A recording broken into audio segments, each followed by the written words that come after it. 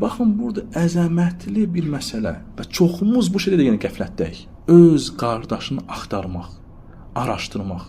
Baxın, Allah Resulü sallallahu aleyhi ve sellem ən şərəfli, ən xeyirli insan öz sahabəsini axtarır. Yəni filankəs hanı? O filankəs ki, öz uşağı ilə elm dərsinə gəldi, məclisə gəlirdi. Hanı? Görsənmir. Və Allah Resulü sallallahu aleyhi ve sellem həm sahabələrdən soruşur onun haqqında və eyni zamanda Allah Resulü sallallahu aleyhi ve sellem onunla görüşdükdə ondan özündən soruşur. Nə olub, niyə gəlmirsən? Və öz uşağı haqqında soruşur. Onun uşağı haqqında soruşur. Və bu şeylər bizdə çoxumuzda bu ədəbdən uzaqıq. Yəni, hansı ədəb? Qardaşlarımızı axtarmaq, ətrafımızdakı dostlarımızı, yoldaşlarımızı, qohumları axtarmaq, onlarla maraqlanmaq.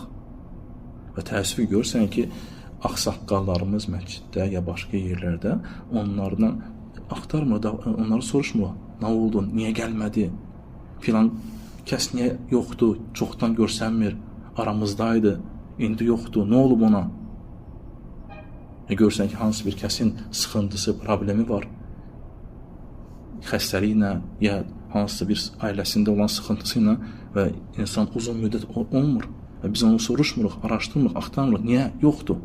Amma baxın, Allah Resulü sallallahu aleyhi ve sellem bizə bu hədisdə bizə bu ədəbi öyrədir ki, özü əməl edir.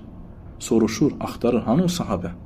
Və həmən sahabə ilə görüşdükdə Allah Resulü sallallahu aleyhi ve sellem ondan soruşur uşağı haqqında, öz uşaqları haqqında. Bu da normal davranışdır. Və biz də öz ətrafımızdakı olan böyüklərdən soruşduqda uşağın hanı, necədir, yaxşıdırmı, bu şeylər soruşmaq icazəlidir.